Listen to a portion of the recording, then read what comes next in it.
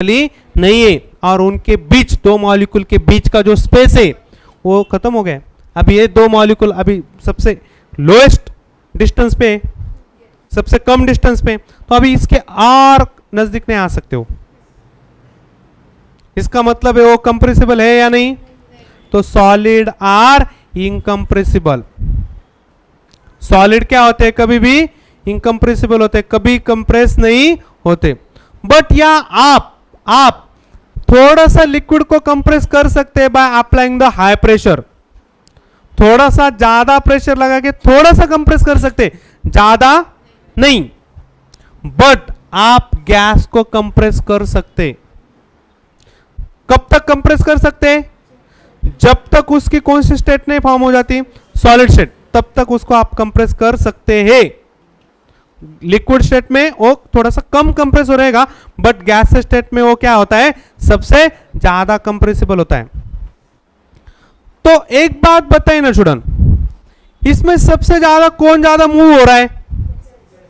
तो उस प्रॉपर्टी को बोला जाता है फ्लूइडिटी। उसको क्या बोला स्टूडेंट?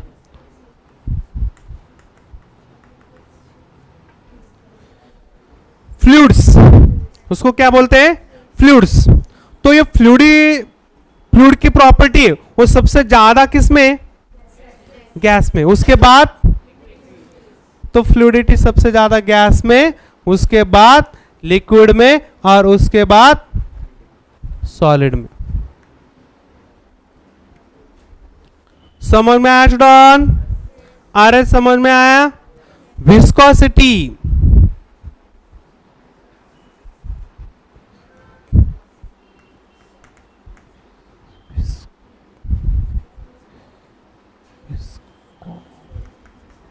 विस्कोसिटी। विस्कोसिटी सबसे ज्यादा किसकी होती है? विस्कोसिटी मतलब क्या स्टूडेंट? सपोज समझो कि वाटर है और हनी है, तो वाटर मूव होता है, हनी जल्दी मूव नहीं होता है। क्यों नहीं होता है? क्योंकि उसके अंदर विस्कोसिटी ज्यादा होती है। तो सबसे ज्यादा विस्कोसिटी का किसकी रहेगी? सॉलिड की, उसके बाद लिक्विड की, और उसके बाद गैस। तो इधर विस्कोसिटी लिखो, सबसे ज्यादा होती है सॉलिड, उसके बाद लिक्विड, और उसके बाद गैस।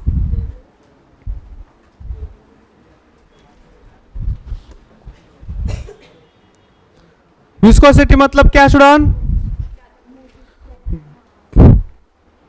जो जल्दी मूव हो जाता है वो कम विस्कस होता है, वो कम विस्कस होता है।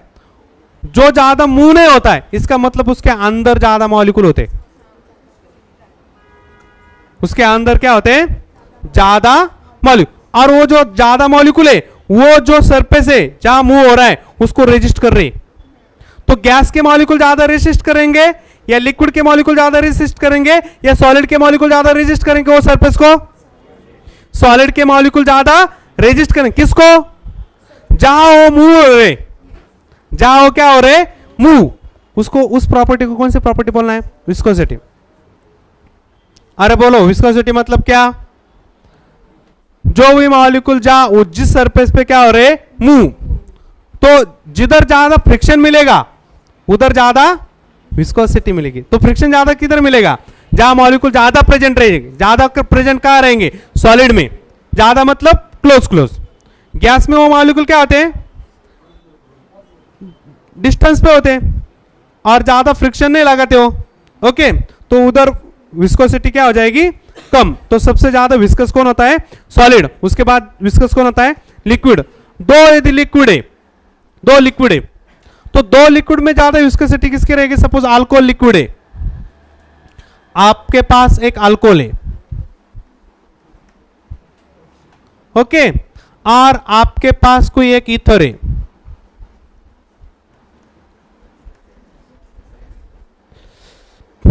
आपके पास अल्कोहल है, आपके पास ईथर है। पहले तो ये बताइए, आपको विस्कोसिटी समझ में आई नहीं आई? तो कंसेप्ट अप्लाई कर सकते हैं आप। इसको रीडिंग की कोई जरूरत नहीं है। मैंने रीड नहीं किया इसलिए मुझे नहीं आ रहा है, इसने रीड किया इसलिए उसको आ रहा है, ऐसा कुछ नहीं। पहले तो आपको विस्कोसिटी समझ में आया, क्या है विस्कोसिटी की डेफिनेशन? जो भी मॉलिक्यूल क्या कर रहे हैं, रेजिस्ट कर रहे। कौन ज्यादा रेजिस्ट करता है? जिधर भी ज्यादा मॉलिक्यूल प्रेजेंट रहेंगे। ज्यादा मॉलिक्यूल कहां प्रेजेंट रहेंगे? सॉलिड के अंदर। यस और नो? ये अल्कोहल है, तो इसमें सबसे ज्यादा विस्कोस कौन रहेगा? दोनों भी लिक्विड है, ये भी लिक्विड है सपोज समझो, और ये भी लिक्विड है।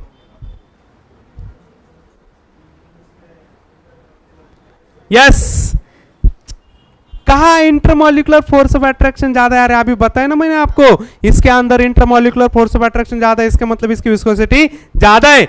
इधर इंटरमोलिकुलर फोर्स ऑफ अट्रैक्शन कम है, इसका मतलब इसकी विस्कोसिटी कम है। तो अभी देखो ना, इधर कहा इंटरमोलिकुलर फोर्स ऑफ अट्रैक्शन ज्यादा रहेंगे?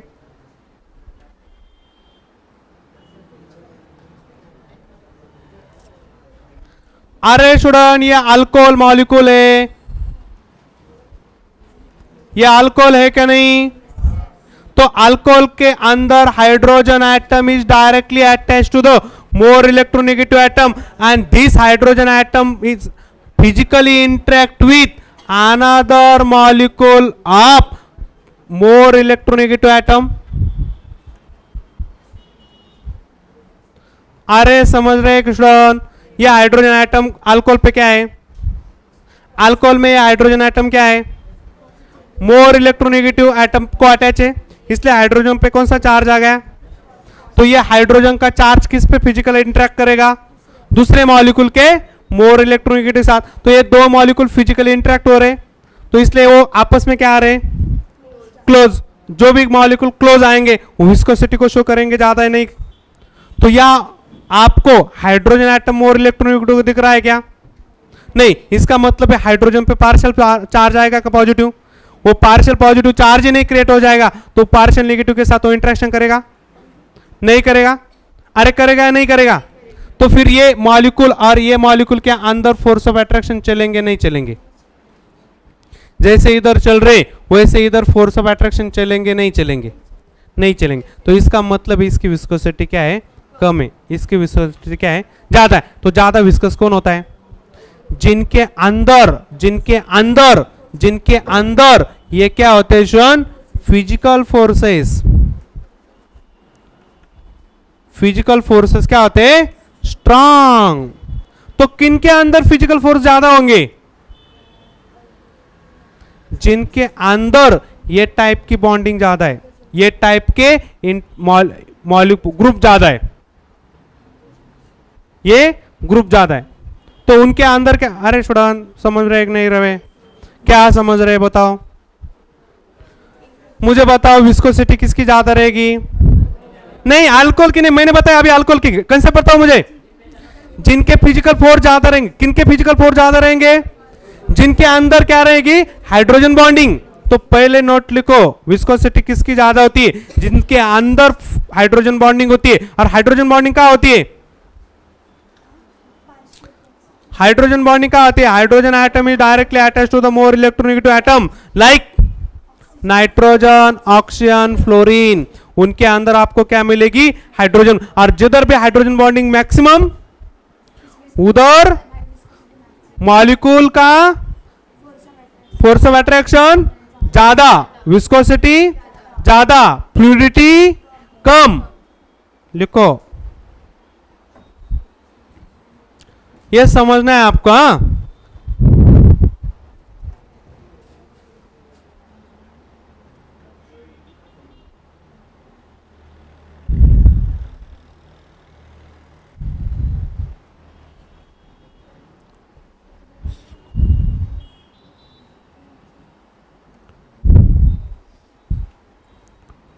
समझ में आ रहा है स्टूडेंट? आपको क्या समझ में आ रहा है?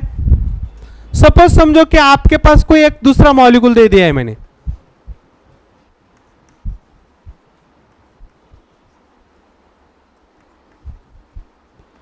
बताओ स्टूडेंट इन तीनों में से सबसे ज्यादा विस्कोसिटी कहां रहेगी?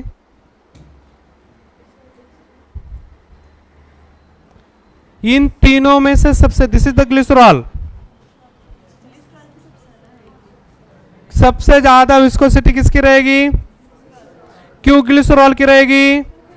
क्योंकि उसके अंदर ये हाइड्रोजन बॉन्डिंग वाले जो ग्रुप है वो ज्यादा है, तो फिजिकली इंटरेक्ट करेंगे दूसरे ग्लिसरॉल मॉलिक्यूल के साथ और वो ज्यादा इंटरेक्ट करेंगे, क्योंकि ये मॉलिक्यूल ये मॉलिक्यूल ये मॉलिक्यूल एक ही मॉलिक्यूल में 3 हाइड्रोजन बॉन्डिंग के ग्रुप प्रेजेंट है, तो ये भी मॉलिक्यूल के साथ वो इतना ही स्ट्रांग फिजिकल फोर्स अट्रैक्शन बनाएंगे और 2 मॉलिक्यूल आपस में ज्यादा क्लोज आएंगे, आपस में ज्यादा क्लोज आएंगे तो उसकी विस्कोसिटी क्या रहेगी और उसकी फ्लूइडिटी क्या रहेगी।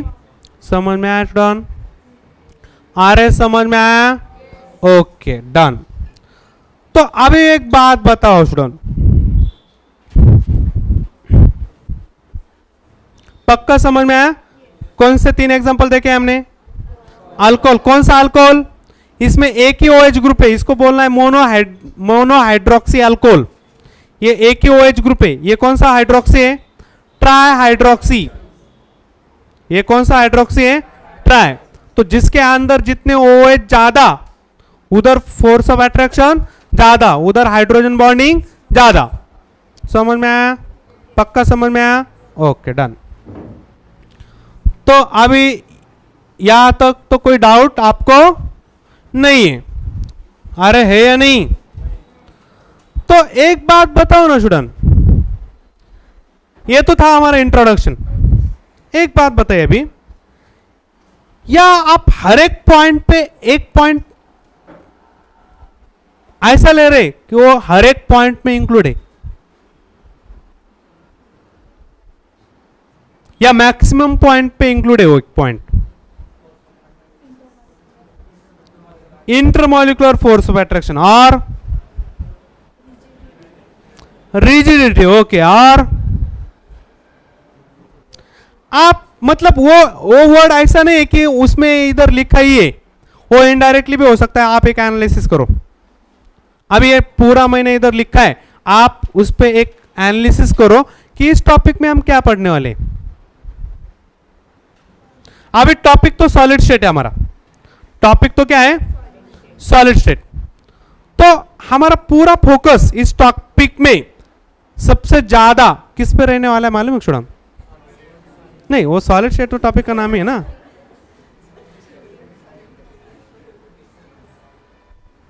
सॉलिड स्टेट तो टॉपिक का नाम ही है ना, मतलब स्टेट तो वही पढ़ेंगे हम, स्टेट तो वही पढ़ेंगे ना, बट इसमें सबसे ज्यादा फोकस हमारा सॉलिड स्टेट में किस पे रहने वाला है मालूम है स्टूडेंट? यस, वो जो मॉलिक्यूल है ना, ये मॉलिक्यूल का जो डिस्टेंस है ना और इनके बीच का जो गैप है ना, उस पे सबसे ज्यादा फोकस है हमारा। इसको बोला जाता है वॉइड्स। इसको क्या बोला जाता है? वॉइड्स। इसको हम ऐसा भी बोल सकते हैं, एम्प्टी स्पेस। पूरा टॉपिक इस एरिया को फोकस कर रहा है। अभी पूरा टॉपिक किस एरिया को फोकस कर रहा है? एम्प्टी स्पेस, वॉइड्स को फोकस कर रहा है। पूरा टॉपिक का नाम ही वॉइड्स होना चाहिए, वॉइड्स इन सॉलिड स्टेट ऐसा होना चाहिए। टॉपिक का नाम क्या होना चाहिए? Voids in solid state. Solid state के अंदर ये स्पेस कितना है? तो ये स्पेस किस पे डिपेंड है रे? हाँ, फोर्स पे डिपेंड है। ओके, और ये जो वॉइड्स है ये किस पे डिपेंड है? आप बोल रहे हैं कि फोर्स पे डिपेंड है। ओके, इंटरमॉलिक्यूलर डिस्टेंस पे डिपेंड है। ओके, और अट्रैक्शन, फोर्स ऑफ अट्रैक्शन तो हो गया। और किस पे डिपेंड है? अरे सॉलिड स्टेट तो फिक्स हो गई ना भाई। सबसे इंपॉर्टेंट बात,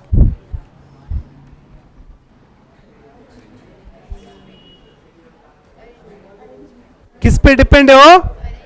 अभी देखो ना स्टूडेंट,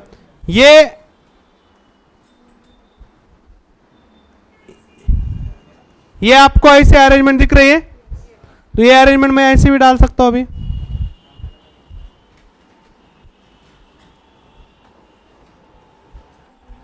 आ रहे समझ में रहे आ रहे नेशन?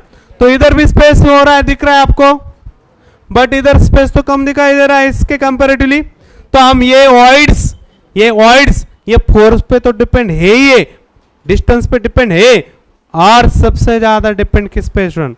अरेंजमेंट पे। तो इस पूरे टॉपिक में ये दो पॉइंट हाईलाइट करने वाले हम,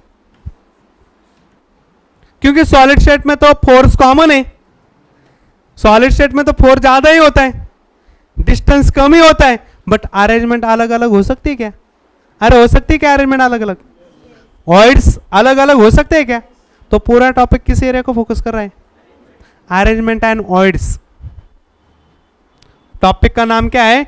arrangement and voids in solid state. अरे समझ में आ रहा है श्वान? पूरा टॉपिक किस एरिया को फोकस कर रहा है? Arrangement and voids. किसके अंदर? सॉलिड स्टेट के अंदर। पक्का समझ में आया स्टूडेंट? ओके, अब देखो स्टूडेंट, तो दुनिया में कितने टाइप के सॉलिड है? दुनिया में कितने टाइप के सॉलिड है? ओके, तो हम हेडिंग क्या डालेंगे student? Types of solid.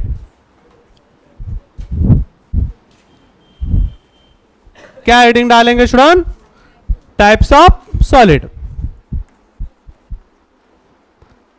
Types of solid.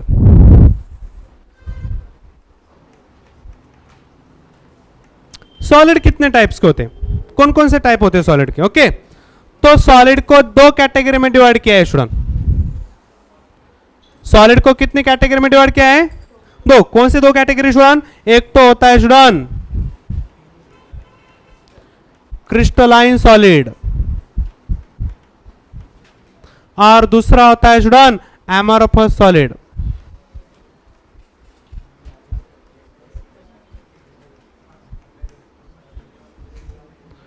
पहला सॉलिड कौन सा होता है? Crystalline solid.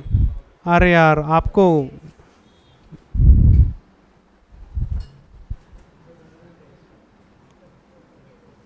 आपने तो ऐसे हेयर स्टाइल की है जैसे कुछ अलग ही प्लेनेट से आए लगते आज। हाँ, अरे भाई ये और थे हमारी, यहाँ इधर गड़बड़ मत करना। चलो, उस पे टाइम बर्बाद करने से इस पे टाइम स्पेंड कर। अरे भाई ऐसी हेयर स्टाइल करा रहा है जो जैसे वो पीके है ना, वैसा लग रहा है मुझे तो आप।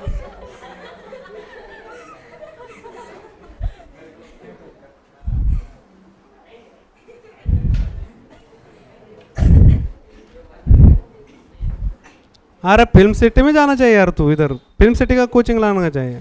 जेई की कोचिंग की कोई जरूरत नहीं आपको, ओके? क्योंकि ऐसे हेयर स्टाइल करने वाले तो खासकर वहीं पे मिलते हैं।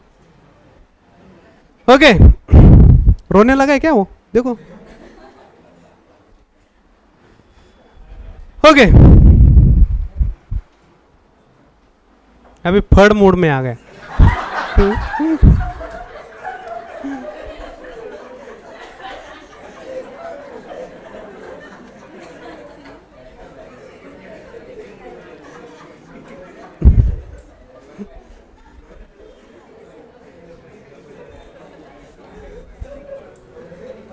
हर एक के एक्शन है क्या अलग अलग है यार। इधर बंदे ऐसे बैठे हैं ना तो टीचर पूरा पागल हो जाएगा।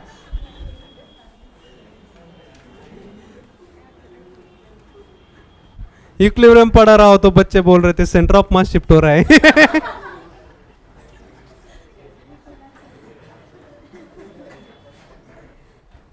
पागल हो जाएगा एकदम। जल्दी रिटायरमेंट लेनी पड़ेगी बच्चों। चलो, तो क्रिस्टलाइन सॉलिड और एमोरफस सॉलिड। ओके, तो what is the difference between crystalline solid और amorphous solid? Okay, crystalline solid और एमोरफस सॉलिड में क्या बेसिक डिफरेंस है? ओके, तो अभी देखो ये जो डिफरेंस है ये किससे अभी आपको आइडेंटिफाई करना है कि ये क्रिस्टलाइन सॉलिड है और ये एमोरफस सॉलिड है। अभी फिजिकल डेफिनेशन से हम कैसे पता करेंगे कि एमोरफस सॉलिड कैसे होता है और क्रिस्टलाइन सॉलिड कैसे होता है? जो भी क्रिस्टलाइन सॉलिड होते हैं स्टूडेंट, उनके जो मेल्टिंग पॉइंट होते हैं, मेल्टिंग पॉइंट किसके लिए बोलते हैं स्टूडेंट हम, और बॉइलिंग पॉइंट किसके लिए बोलते हैं? तो हम किसका क्या ले रहे हैं? सॉलिड का कन्वर्जन किस में कर रहे हैं?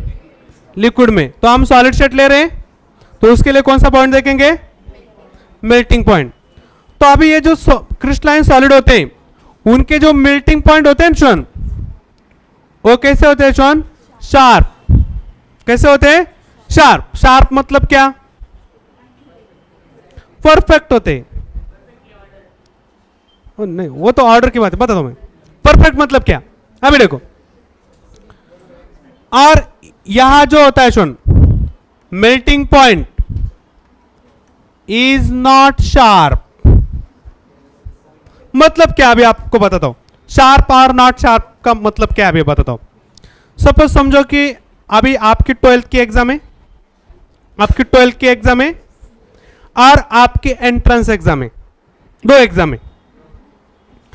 12th स्टैंडर्ड की एग्जाम, बोर्ड एग्जाम बोलते हैं उसको हम, और एंट्रेंस एग्जाम। तो जैसे एंट्रेंस एग्जाम और बोर्ड एग्जाम, वैसे ही क्रिस्टलाइन सॉलिड और हमारे पास होता। अभी देखो, अभी बोर्ड एग्जाम को परसेंटेज पासिंग के लिए 40% पकड़ के चलो, कितना परसेंटेज लगता है? अभी बोलो मुझे, पास होने के लिए बोर्ड एग्जाम में कितने मार्क्स चाहिए? 40%। एक मार्क कम पड़ गया तो पास हो जाएगा? अरे पास हो जाएगा क्या? नहीं।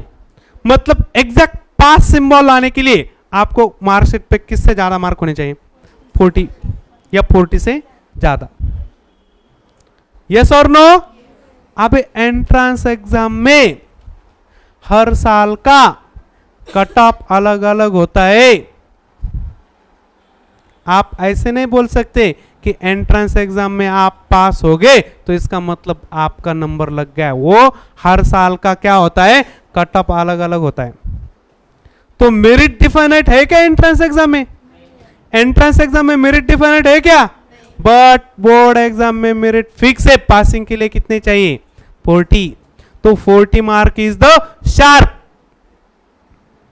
और एंट्रेंस एग्जाम में मार्क्स का मेरिट फिक्स होता है क्या? अरे फिक्स होता है क्या? कई साल बहुत ज्यादा लग जाता है, कई साल बहुत कम लग जाता है। कई बच्चों के लिए अलग मेरिट है, कई बच्चों के लिए अलग है, कैटेगरी वाइज मेरिट होता है। बट बोर्ड एग्जाम में ऐसा होता है क्या? किसी भी कैटेगरी का बच्चा हो, उसको पासिंग के लिए उतने मार्क लाने पड़ते? अरे सर नो, तो इसको बोला जाता है शार्प। वैसे ही क्रिस्टलाइन सॉलिड के मेल्टिंग पॉइंट क्या होते हैं? शार्प होते हैं। मतलब वो टेम्परेचर आ गए ना तो सब के सब मॉलिक्यूल किस में कन्वर्ट हो जाएंगे? सॉलिड कन्वर्ट हो जाएंगे लिक्विड में। एक कौन सा? एक फिक्स टेम्परेचर रहेगा। यदि वो 100 डिग्री सेल्सियस रहेगा तो 100 डिग्री सेल्सियस पे ये सब सॉलिड किस पे भाग जाएंगे? लिक्विड स्टेट में भाग जाएंगे। अरे समझ में आ रहा है क्या? बट इधर एमोरफस में ऐसा नहीं है कि ये solid it gives convert liquid और ये सब के सब 100 डिग्री सेल्सियस पे ही भाग जाएंगे, ऐसा कुछ नहीं है। वो कुछ मॉलिक्यूल 80 डिग्री सेल्सियस पे भागेंगे, कुछ 100 पे भागेंगे, कुछ 120 को भागेंगे। तो इसका मतलब है ये टेम्परेचर इधर फिक्स है क्या? सब मॉलिक्यूल लिक्विड में एक ही टेम्परेचर को जा रहे हैं क्या? नहीं है। तो इसका मतलब इसका मेल्टिंग पॉइंट क्या नहीं है? शार्प नहीं है। इसका मेल्टिंग पॉइंट क्या है? 100 डिग्री सेल्सियस टेम्परेचर आ गया, इसका मतलब है सॉलिड के सब मॉलिक्यूल किस में भाग गए? अरे किस में भाग गए? लिक्विड में। तो ये मेल्टिंग पॉइंट क्या हो गया? सबके लिए 100। तो मेल्टिंग पॉइंट क्या हो गया शोन? शार्प। तो आपको शार्प किस में मिलेगा? क्रिस्टलाइन सॉलिड में। और एमोरफस में वो शार्प नहीं मिलेगा। समझ में आया स्टूडेंट? अरे एमोरफस में मेल्टिंग पॉइंट कैसा होता है? शार्प नहीं होता है। शार्प नहीं मतलब क्या? वो अलग अलग टेम्परेचर पे वो किस में कन्वर्ट होते हैं? लिक्विड में कन्वर्ट होते हैं, अलग अलग टेम्परेचर पे। और एक ही टेम्परेचर पे सब मॉलिक्यूल किस में स्टेट चेंज करेंगे? सब मॉलिक्यूल एक ही टेम्परेचर पे क्या करेंगे? स्टेट। तो इधर वैसा है क्या? अलग अलग टेम्परेचर पे वो स्टेट को चेंज करेंगे। कोई रिजर्वेशन कैंडिडेट है वो अलग मेरिट पे जाएगा, कोई ओपन वाला कैंडिडेट है वो अलग मेरिट पे जाएगा। आ रहा है, समझ में आ रहा है क्या? बट बोर्ड एग्जाम पे के लिए रिजर्वेशन को स्टूडेंट को कम मार्क्स और ओपन वाले स्टूडेंट को ज्यादा मार्क्स पास होने के लिए जरूरत है क्या? नहीं, सबको 40%, सबको 40%, बस खत्म, बात खत्म। आ रहा है समझ में आया? तो entrance exam is the example of amorphous solid and board is the crystalline solid. समझ में आया? अरे क्या समझ में आया? क्रिस्टलाइन में क्या होते हैं?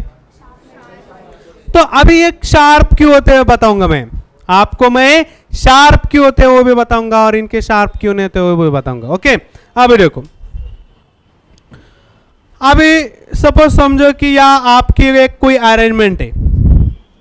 ओके, अरे शार्प नहीं बता, शार्प का मीनिंग है नहीं बता, नहीं, हाँ ओके। क्रिस्टलाइन सॉलिड में, अभी क्रिस्टलाइन सॉलिड में ये जो अरेंजमेंट होती है एटम की अरेंजमेंट,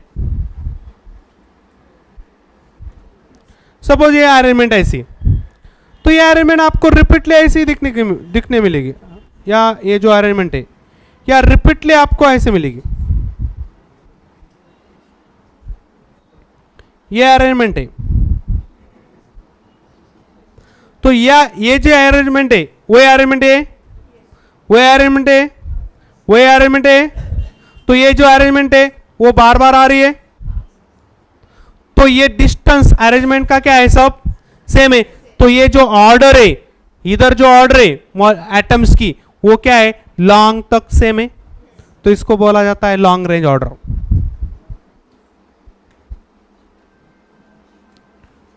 इसको बोला जाता है क्या, लॉन्ग रेंज ऑर्डर। वो कहां मिलती है लॉन्ग रेंज ऑर्डर? क्रिस्टलाइन में। और एमोर्फस में ये जो ऑर्डर है स्टूडेंट वो ज्यादा दूरी पे नहीं मिलती। सपोज समझो कि यह एक हेक्सागोन है, या कौन एक हेक्सागोन, या भी एक आपको क्या मिल रहा है, हेक्सागोन मिल रहा है, या भी आपको एक क्या मिल रहा है, हेक्सागोन, और या आपको मिल रहा है कुछ पेंटागोन, या आपको क्या मिल रहा है, पेंटागोन, या आपको मिल रहा है कोई पेंटागोन। तो या तो लॉन्ग रेंज ऑर्डर नहीं है, ये हेक्सागोन मिलना चाहिए था, तो या आपको बीच में पेंटागोन आ रहा है। अरे समझ में आ रहा है स्टूडेंट? तो एक बात बताओ ना स्टूडेंट, यहां जो बॉन्ड की स्ट्रेंथ है, ये जो सब बॉन्ड है वो सेम कैटेगरी के बॉन्ड है, बट ये बॉन्ड सेम कैटेगरी के है क्या? ये बॉन्ड और ये बॉन्ड सेम कैटेगरी के है क्या? अरे यस और नो? क्यों नहीं है? क्योंकि ये कुछ हेक्सागोन के बॉन्ड है और ये कुछ पेंटागोन के बॉन्ड है, और ये सब क्या है, हेक्सागोन के बॉन्ड है, तो सब बॉन्ड क्या है, सेम है। तो वो फिजिकल इंटरेक्शन दूसरे मॉलिक्यूल के साथ कैसे करेंगे, सेम ही करेंगे ना। जैसे इधर कर रहा है वो फिजिकल इंटरेक्शन, वैसे फिजिकल इंटरेक्शन इधर करेगा, तो सेम करेगा या डिफरेंट करेगा? इधर जो इंटरेक्शन रहेगी वही इंटरेक्शन इधर पे रहेगी, वही इंटरेक्शन इधर रहेगी, वही इंटरेक्शन इधर रहेगी। अरे यस और नो? बट ये जो हेक्सागोन है यहां जो इंटरेक्शन रहेगी वही इंटरेक्शन इधर रहेगी, ऐसा कुछ नहीं। क्यों नहीं? क्योंकि इधर ये पेंटागोन का बॉन्ड है और ये हेक्सागोन का बॉन्ड है।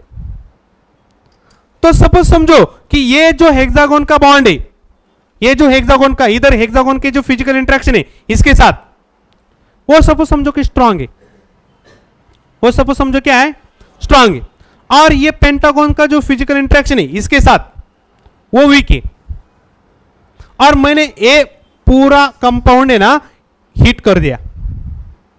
क्या कर दिया? हीट। तो ये बॉन्ड पहले टूटेंगे इधर के या बाद में टूटेंगे? इधर के बॉन्ड स्ट्रांग है तो ये पहले टूटेंगे या बाद में टूटेंगे? बाद में। ये बॉन्ड पहले टूटेंगे, तो ये पहले टूटेंगे, मतलब इसका टेम्परेचर कैसा रहेगा? कम। इसका टेम्परेचर कैसा रहेगा? पूरा टूटने के लिए आपको दो टाइप के टेम्परेचर ले रहे, मतलब इसका सेपरेशन के लिए जो भी टेम्परेचर मिल रहा है वो अलग अलग मिल रहा है, तो शार्प है क्या टेम्परेचर? तो आप सपोज समझो इधर जो इंटरेक्शन है वो इंटरेक्शन इधर है, ये ब्रेक करने के लिए जितनी एनर्जी देनी पड़ेगी उतनी एनर्जी इधर देनी पड़ेगी। सपोज वो बॉन्ड कुछ एक फिक्स टेम्परेचर पे टूटेंगे। अभी क्यों टूटेंगे फिक्स टेम्परेचर पे? क्योंकि ये बॉन्ड और ये बॉन्ड सेम स्ट्रेंथ का है। आपने 100 डिग्री सेल्सियस टेम्परेचर लगाया, इसका मतलब यहां जो एनर्जी मिलेगी वही एनर्जी इधर मिलेगी। बट आपको पता है ये बॉन्ड स्ट्रांग है, 100 डिग्री सेल्सियस पे तो ये बॉन्ड टूटेंगे, बट उसके पहले ये बॉन्ड टूट सकते हैं क्योंकि ये बॉन्ड क्या है शोन? वीक है। क्यों वीक है? क्योंकि ये क्या है? पेंटागन का बॉन्ड है। और ये पेंटागन का क्यों है? क्योंकि ये लॉन्ग रेंज ऑर्डर नहीं है। तो ये इस ऑर्डर को क्या बोलना है आपको? Short range order. तो शॉर्ट रेंज ऑर्डर किस पे होता है स्टूडेंट?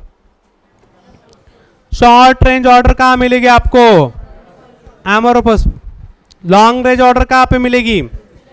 क्यों शार्प मेल्टिंग पॉइंट होते हैं क्रिस्टलाइन में?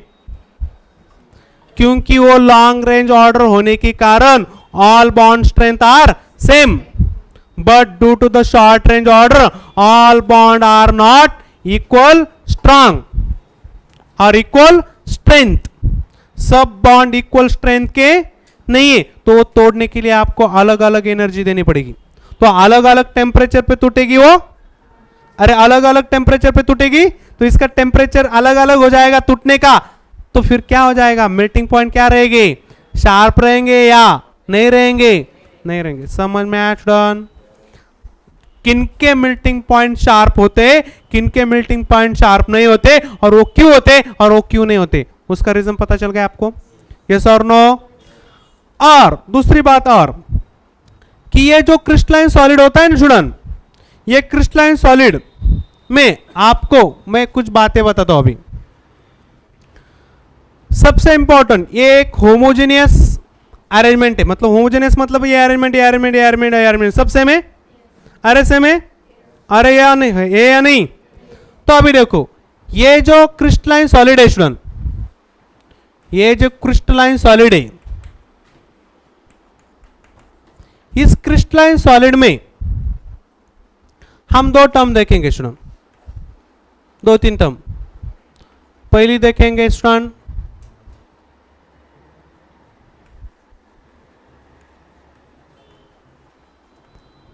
आइसोमॉर्फस। कौन सी टर्म देखेंगे स्टूडेंट? आइसोमॉर्फस। तो पहले बताओ स्टूडेंट आइसो मतलब क्या होता है? सेम। आइसो मतलब क्या होता है? सेम। मॉर्फ मतलब क्या होता है स्टूडेंट? फॉर्म। आइसो मतलब क्या? सेम। मॉर्फ मतलब क्या? फॉर्म। मतलब फॉर्म क्या है? सेम है। फॉर्म क्या है? सेम। अभी देखो स्टूडेंट आइसोमॉर्फस मतलब क्या? अभी सपोज समझो कोई एक कंपाउंड है, कोई एक कंपाउंड है। सपोज समझो कि आपका NaF और MgO, NaF एंड MgO, इसके अंदर की जो अरेंजमेंट है, ये क्या है? अंदर की अरेंजमेंट है। ये अंदर की अरेंजमेंट है, या अंदर की अरेंजमेंट क्या दिखाई दे रहा है आपको? सेम। अंदर की अरेंजमेंट क्या दिखाई दे रहा है आपको? डिफरेंट। अरे सेम का डिफरेंट दिखाई दे रहा है ना। तो यह जो अरेंजमेंट है अंदर की और इसके अंदर की अरेंजमेंट सेम है। अंदर की क्या सेम है? सपोज समझो ये क्लास है हमारा, ओके, और उसके बगल में एक क्लास है। वो क्लास अलग है, एक क्लास अलग है, बट इधर जो बच्चों की बैठने की जो अरेंजमेंट है वही अरेंजमेंट उस क्लास में हो सकती है क्या? अरे यस और नो? और इधर जितने बॉयज गर्ल्स है इनका जो रेशो है वही रेशो उधर हो सकता है क्या? तो उधर का रेशो बॉयज वर्सेस गर्ल्स वही रेशो इधर, इधर की जैसे अरेंजमेंट उधर। अभी देखो इधर सोडियम एक है, एफ एक है, तो एटॉमिक रेशो आएगा 1:1, और इधर भी एटॉमिक रेशो क्या आ रहा है? और इसके अंदर की जो अरेंजमेंट है, इसके अंदर की जो अरेंजमेंट है वो भी क्या है? सेम, तो इसको बोलना है आपको आइसोमॉर्फस। इसको क्या बोलना है? तो आइसोमॉर्फस मतलब क्या स्टूडेंट? आइसोमॉर्फस के लिए दो कंडीशन बनेगी। पहला तो एटॉमिक रेशियो सेम होना चाहिए,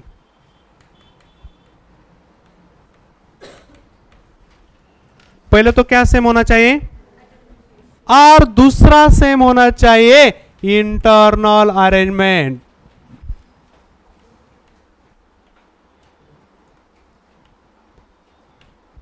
अंदर की क्या सेम होनी चाहिए? अरेंजमेंट। मतलब सपोज समझो कि अंदर की अरेंजमेंट ऐसी है,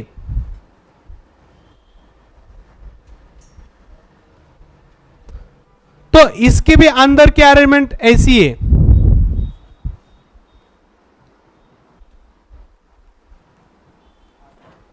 बट इसका कंपोजिशन और इसका कंपोजिशन अलग है।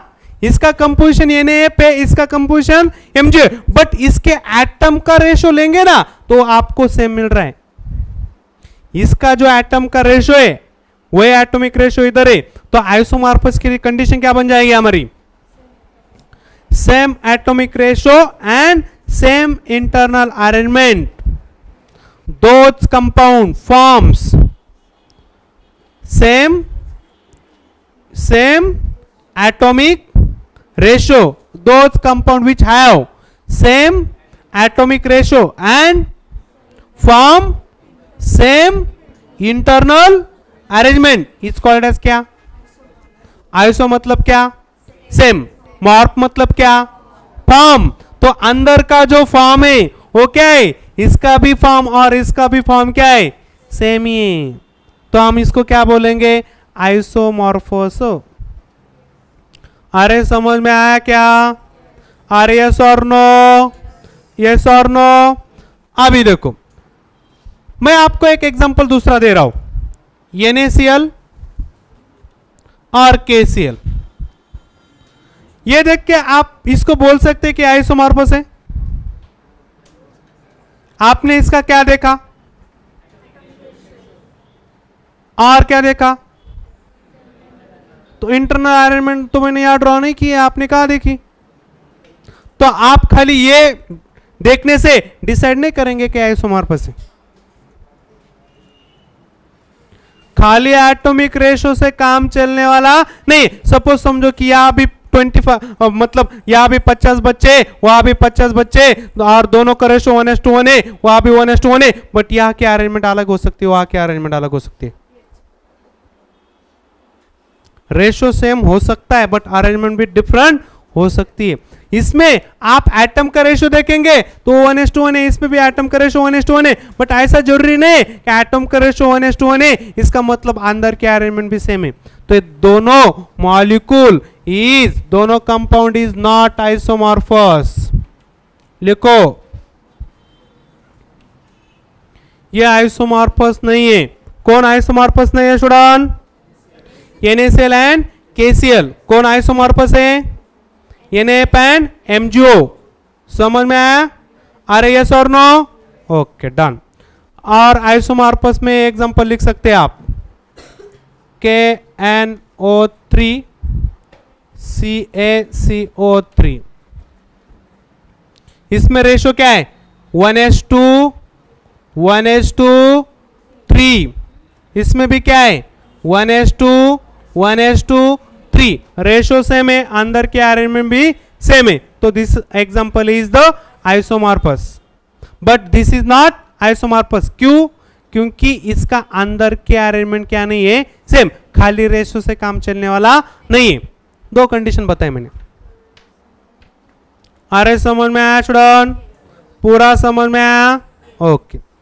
अभी देखो इसका और एक एग्जांपल है स्टूडेंट।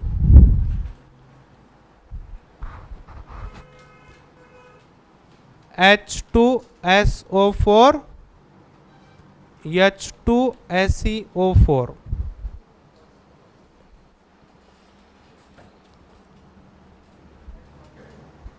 टू 1:4 एटॉमिक रेशो भी सेम है और अंदर की अरेंजमेंट भी सेम है। इसका मतलब ये भी एग्जांपल क्या हो जाएगा आपका? आइसोमॉर्फस। समझ में आया स्टूडेंट? पूरा समझ में आया? क्या समझ में आया? आइसोमॉर्फस मतलब क्या? Same atomic ratio and same internal arrangement is called as क्या? ओके चलो। अरे वो इंटरनल अरेंजमेंट तो आपको ऐसी दिखाई दे रही ना, वैसे इंटरनल अरेंजमेंट रहेगी। तो आप वो बोलेंगे ना टेट्राहेड्रल है, ऑक्टाहेड्रल है। हाँ हाँ, आयनिक कंपाउंड भी अरेंज होते हैं ना, बताता हूँ मैं आपको। ओके बताता हूँ। ओके मतलब सपोज समझो कि या आपका Na+ है या आपका क्या है Na+ है, तो इसके बगल में क्या बनते हैं आपके Cl-, Cl-, Cl-। तो आप इसको ऐसे ड्रॉ करेंगे ना, तो ये आपको स्ट्रक्चर ऐसा मिलेगा। नहीं नहीं नहीं, ये रेशो लेना है आपको। ये पूरे कंपाउंड का क्या लेना है? रेशो। तो वो रेशो 1:1 बनता है। अरे ये जो एरिया है, ये एरिया में जितने Na है उतने ही Cl है, तो रेशो क्या बनेगा? बट आप इसमें देख क्या रहे हैं? अरेंजमेंट। तो वो एरिया जो सिलेक्ट करते उसके अंदर जो रेशो बनता है वो 1:1 है। इसलिए वो फॉर्मूला क्या बोलते हैं अमाइनिक कंपाउंड का? NaCl। अरे वही तो ना, अरेंजमेंट तो यही हो गया ना भाई। हाँ KCl की क्या कर सकते ना फिर, बट ये अरेंजमेंट और ये अरेंजमेंट सेम नहीं ना। अरे ये 2 डायमेंशनल है, 3 डायमेंशनल अरेंजमेंट। आप इधर है, वो इधर है, वो इधर है, वो इधर है, तो आप ऐसा हो सकता है ना। तो अगली केस में ये इधर है,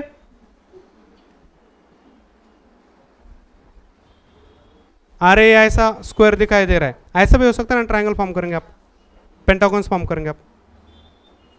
समझ में आ रहा है? ओके ये हमने डिसाइड करेंगे कि अरेंजमेंट सेम ही होनी चाहिए। वो खुद अरेंजमेंट अलग अलग है, वो उसके नेचर पे डिपेंड है। ओके तो ठीक है। अभी देखो अभी तक हमने क्या क्या देखा है स्टूडेंट? कौन कौन सी फिजिकल प्रॉपर्टीज है? नहीं नहीं, फिजिकल प्रॉपर्टी तो मैंने कहीं लिखा नहीं है। नहीं ये टॉपिक इधर चल रहा है और आप पीछे कहाँ जा रही हैं? हाँ okay next point. Next point क्या है? अभी देखो नेक्स्ट पॉइंट अभी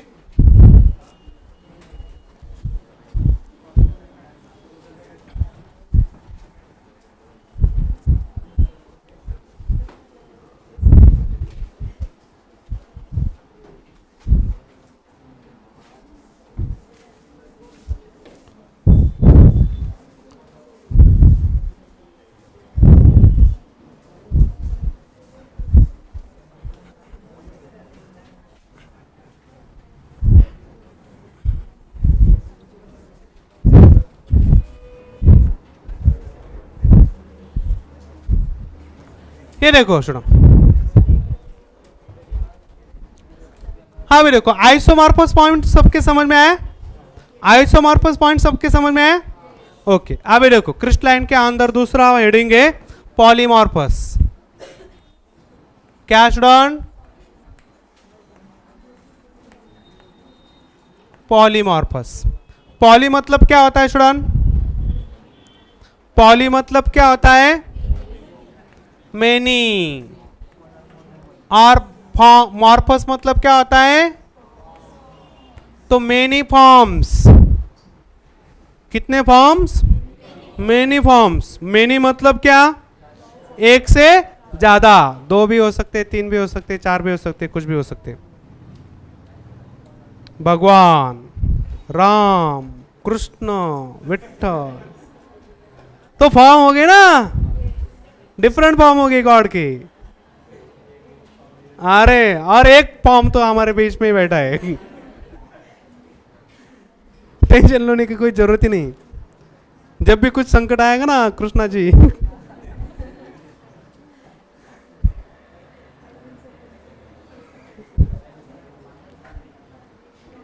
ओके और उसके बाद प्रसाद जी भी है हमारे पास पेट भरने के लिए।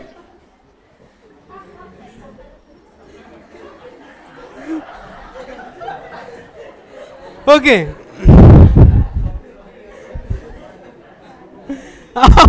और खाने के बाद कुछ हो जाता है ना, तो बाईपास भी है हमारे पास। ओके क्या क्लास है हमारा। ओके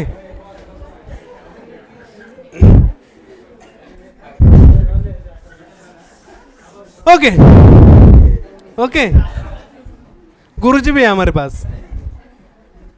ओके अभी देखो, चलो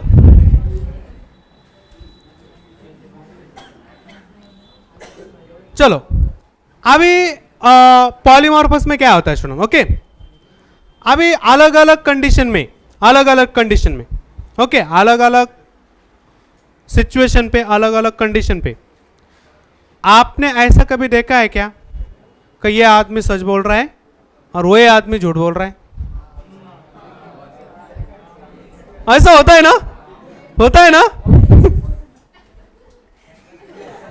प्रणव, सब लोग प्रणव के ऊपर मतलब उसके दो फॉर्म हो गए, ये ना ये आदमी यहां जाके झूठ बोलता है और यहां आके सच बोलता है। तो अभी देखो स्टूडेंट, कार्बन होता है, कार्बन तो कार्बन का एक फॉर्म डायमंड है। कार्बन का एक फॉर्म क्या है? डायमंड। दूसरा फॉर्म क्या है शोन? ग्राफाइट। तीसरा फॉर्म क्या है? फुलेरिन। मतलब ये अलग अलग कंडीशन पे कार्बन ने क्या किए? अलग अलग फॉर्म किए। ये कंडीशन अलग थी इसलिए उसने डायमंड फॉर्म किया। ये कंडीशन अलग थी इसलिए वह ग्राफाइट फॉर्म हुआ। ये कंडीशन अलग थी, वह फुलेरिन फॉर्म हुआ। बट उसके अंदर है कौन?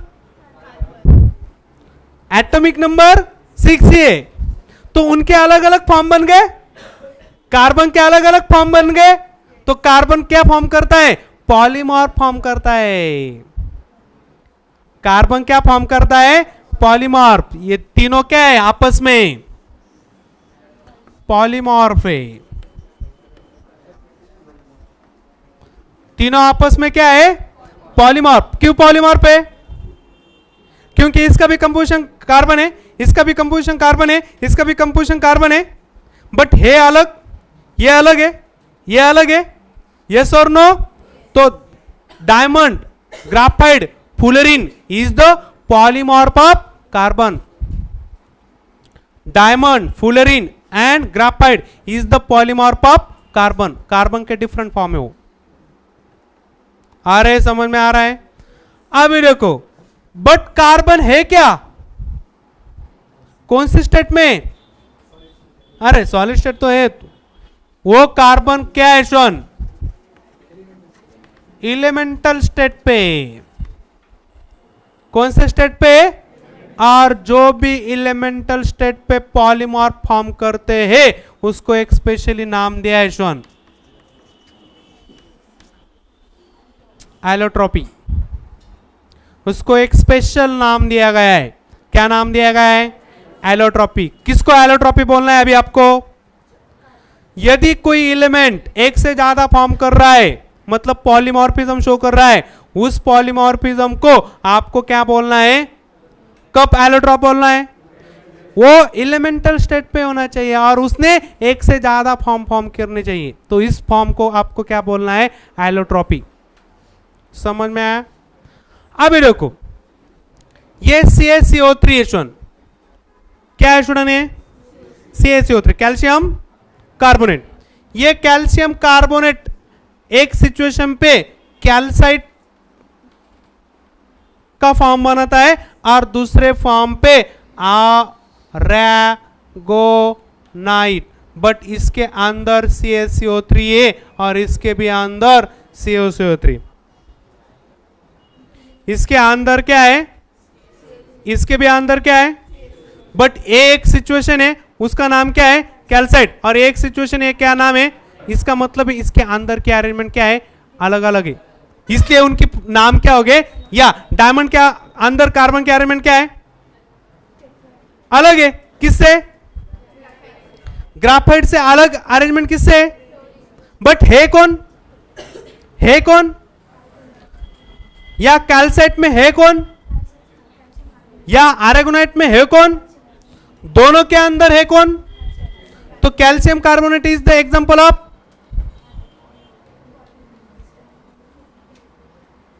इसको क्या बोलते हैं shown, compound. Calcium carbonate is the compound and carbon is the element. तो इस कंपाउंड के अलग अलग फॉर्म है, तो इसको आपको बोलना है क्या, पॉलीमॉर्फ।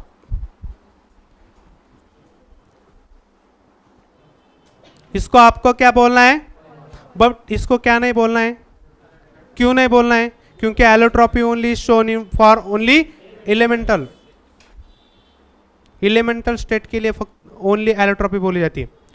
कौन सी स्टेट के लिए एलोट्रॉपी नहीं बोली जाती, मुझे एक बात बताए अभी, ये पॉलीमॉर्फ है, ये भी पॉलीमॉर्फ है, बट ये एलोट्रॉप है, ये एलोट्रॉप नहीं है। तो all allotrope are, but all polymorph is not. तो उधर एक नोट लिखो, allotropy only for, allotropy only for elemental state. Allotropy मतलब, एलोट्रॉपी मतलब, एलोट्रॉपी मतलब मेनी फॉर्म्स, एलोट्रॉपी मतलब पॉलीमॉर्फ ऑफ एलिमेंटल स्टेट।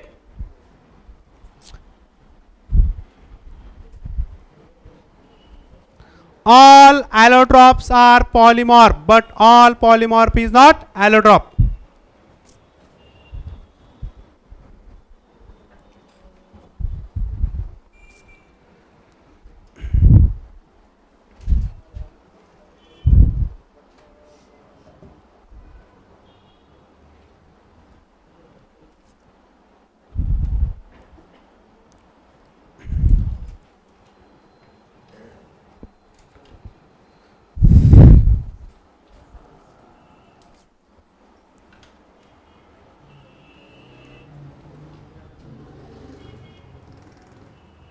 हाँ, यहां तक कोई डाउट है आपको, यहां तक कोई डाउट नहीं है, ओके। तो नोट लिखिए आपने, all allotropes are polymorph but all polymorph is not. तो पॉलीमॉर्फिज्म, ये जो भी कंपाउंड अलग अलग फॉर्म बनाते हैं उनको आपको 100% क्या बोलना है, पॉलीमॉर्फ। बट जो भी एलिमेंट अलग अलग फॉर्म बनाते हैं उसको आप एलोट्रॉप के अलावा, पॉलीमॉर्फ के अलावा और एक नाम देना है, क्या नाम देना है, एलोट्रॉपी। समझ में आया स्टूडेंट। तो कार्बन के एलोट्रॉप कितने, डायमंड, फुलरीन, ग्राफाइट, यस और नो। ये क्रिस्टलाइन फॉर्म के एलोट्रॉप है और कार्बन एमोरफस फॉर्म में भी होता है। कौन से, कोल, चारकोल, यस और नो। वो कौन सा फॉर्म है, एमोरफस फॉर्म है। कौन सा फॉर्म है कार्बन का, एमोरफस फॉर्म है। अभी हम क्रिस्टलाइन देख रहे हैं इसलिए हम क्रिस्टलाइन ले रहे हैं, ओके। अभी देखो और एक बात, क्या सल्फर है, सल्फर है, सल्फर के है रोम्बिक और मोनोक्लिनिक। फास्फोरस के red phosphorus, white phosphorus, black phosphorus. तो व्हाइट, रेड फास्फोरस के अंदर भी फास्फोरस ही होता है, व्हाइट फास्फोरस के अंदर भी फास्फोरस ही होता है, ब्लैक फास्फोरस के अंदर भी, बट इसके अरेंजमेंट अलग है, इसके अरेंजमेंट अलग है, इसके अरेंजमेंट, इसकी केमिकल प्रॉपर्टी अलग है, इसकी केमिकल प्रॉपर्टी अलग है। समझ में आया। इसकी फिजिकल प्रॉपर्टी अलग है, इसकी फिजिकल प्रॉपर्टी अलग है, इसकी फिजिकल प्रॉपर्टी अलग है, इसकी फिजिकल प्रॉपर्टी अलग है, इसकी फिजिकल प्रॉपर्टी।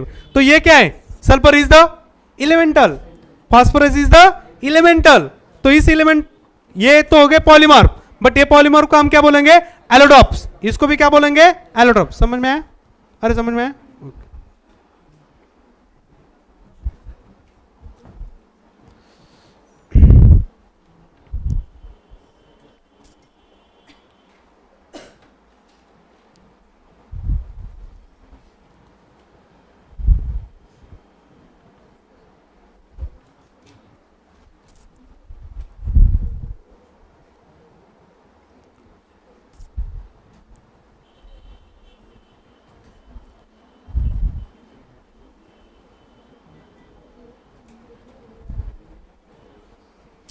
अभी देखो नेक्स्ट पॉइंट क्या है।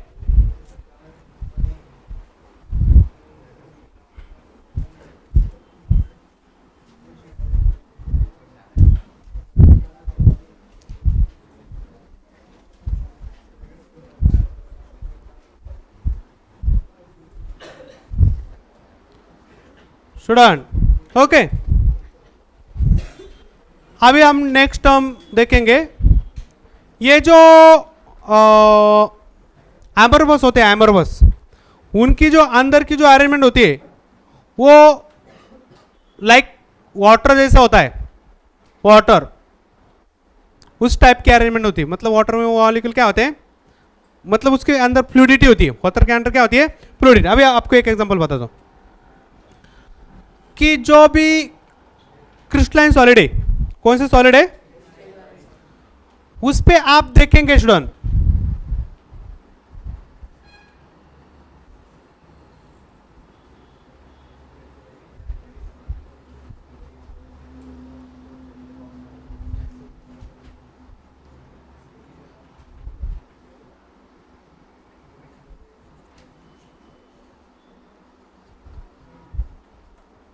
ये ए, बी और ए सी।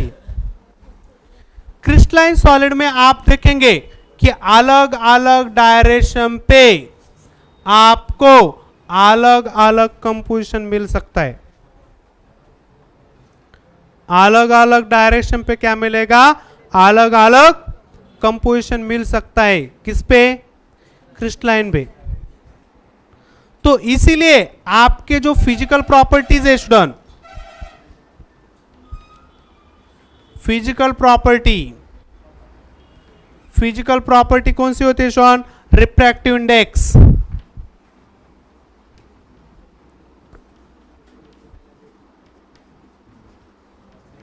रिफ्रैक्टिव इंडेक्स ओके, ये आपको अलग अलग डायरेक्शन पे क्या मिलेगी, अलग अलग मिलेगी। किसमें, क्रिस्टलाइन सॉलिड में अलग अलग डायरेक्शन पे अलग अलग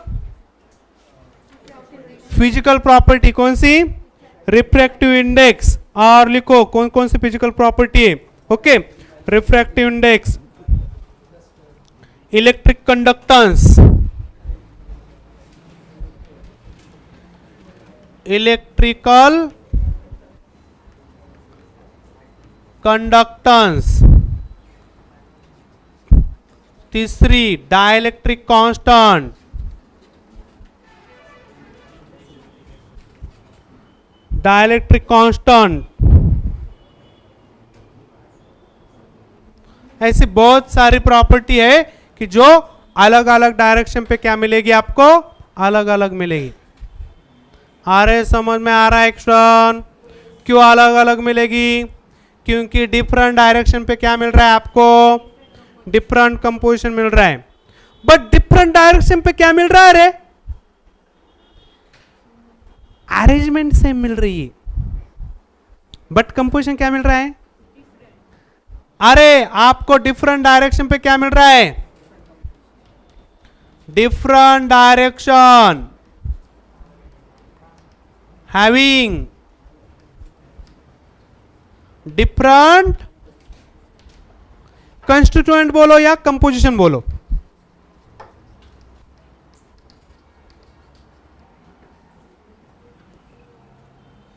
बट क्या सेम मिल रहा है,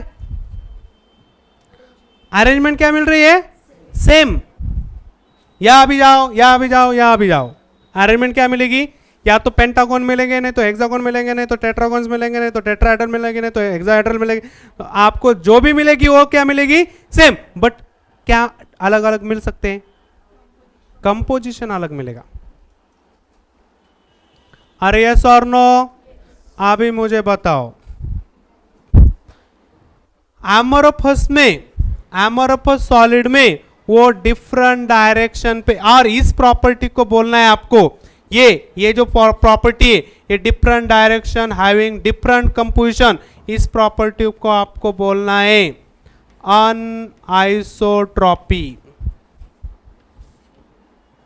क्या बोलना है आपको, अनआइसोट्रॉपी।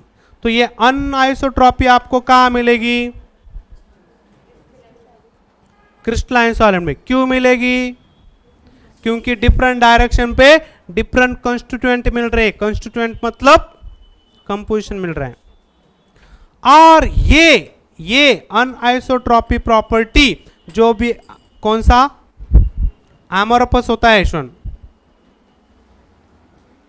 एमोरफस में ये प्रॉपर्टी मिलती है आइसोट्रॉपी।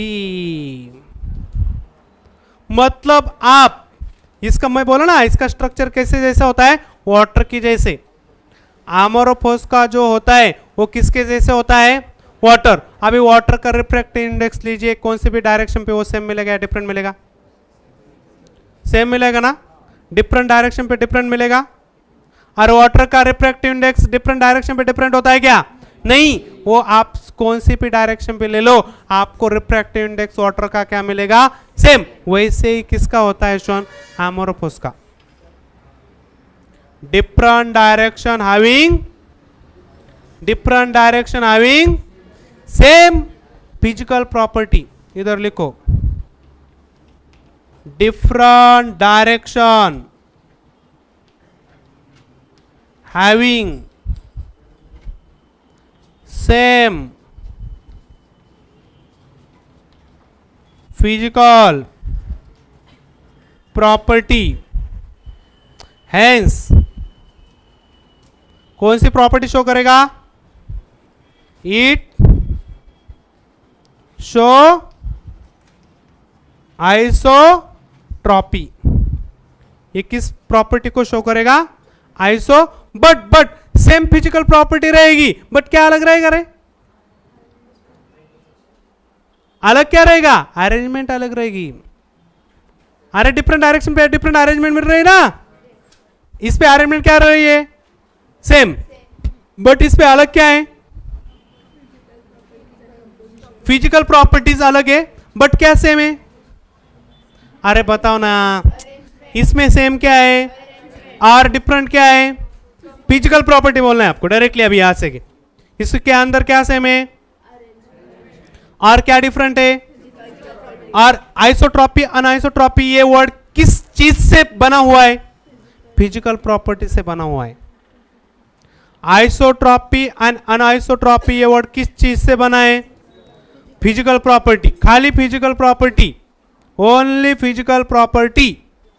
और फिजिकल प्रॉपर्टी कौन सी होती है आपको पता है अभी मैंने? तो फिजिकल प्रॉपर्टी किसके अंदर सेम होती है? एमोरफस में फिजिकल प्रॉपर्टी डिफरेंट डायरेक्शन पे सेम, और क्रिस्टलाइन में समझ में आया? तो डिफरेंट होती है, तो इसलिए इसको कौन सी प्रॉपर्टी बोलते हैं? अनआइसोट्रॉपी। और सेम होती है इसलिए कौन सा नाम देते हैं? आइसोट्रॉपी। तो आइसोट्रॉपी कहां मिलेगी आपको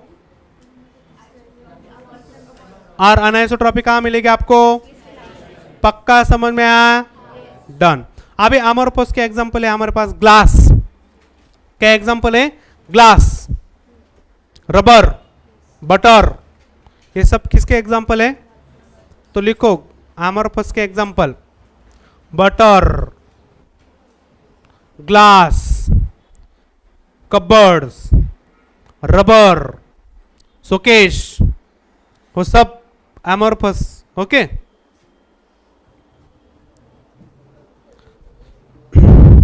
अभी देखो स्टूडेंट, आपने एक बात ऑब्जर्व की या नहीं की मुझे नहीं पता। अभी मैं आपको एक बात बोलता हूं अभी। ओके, आज घर जाके पता करना है। ओके, आज घर जाके पता करना है। पता क्या करना है मालूम है क्या? घर वालों से बोलना है अभी मम्मी पापा को कि आपके शादी का, मम्मी पापा के शादी का जो भी किस सामान है आपका शादी में आया हुआ, स्पेशली क्या सामान आता है शादी में? टेबल आता है। ओके, क्या आता है? कबर्ड्स आते। क्या आते? कबर्ड्स। मिरर होती है ना वो मेकअप के लिए, घर वाले बहुत ध्यान से देते क्योंकि उनको पता है हमारी लड़की कैसी है।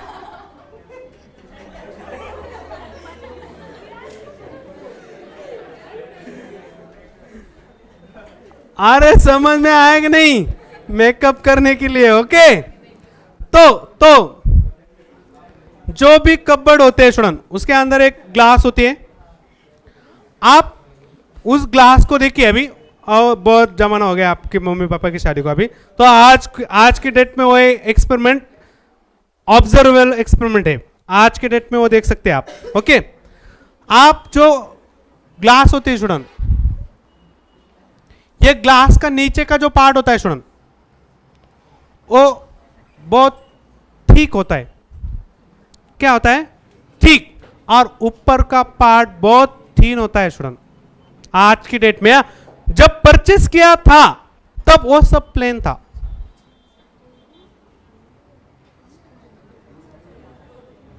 तब क्या था? वो प्लेन था। बट आज की डेट में नीचे का हिस्सा क्या है स्टूडेंट? थोड़ा सा जाड़ हो गया है, ठीक हो गया है। और ऊपर का हिस्सा क्या? इसका मतलब है ऊपर के मॉलिक्यूल नीचे शिफ्ट हो गए। किसकी वजह से? फ्लूइडिटी। किसकी वजह से? फ्लूइडिटी। ये मॉलिक्यूल क्या हो गया स्टूडेंट? तो नीचे का जो भी पार्ट है वो तो आपको क्या मिलेगा? थिकर मिलेगा। और ऊपर का हिस्सा क्या मिलेगा आपको? थिनर। तो कहां मिलेगा आपको? अमोर्फस में मिलेगा। किस में मिलेगा? Amorphous. Glass is the amorphous solid. अभी घर जाके ये नहीं बोलना है आपने सामान कहीं भी रख देते, ऐसा नहीं बोलना है। हाँ, नहीं मिला आपको, ये मिरर नहीं मिला तो आप बोलेंगे यार मम्मी पापा आप सामान कहीं भी रख देते। ओके, तो ये मैंने आपको एक एग्जांपल बताया, आपको इसको देखने की जरूरत नहीं है। ओके, तो अभी तक का टॉपिक समझ में आया स्टूडेंट? अरे टॉपिक समझ में आया? पक्का समझ में आया? ओके, चलो अभी स्टॉप करेंगे। ओके।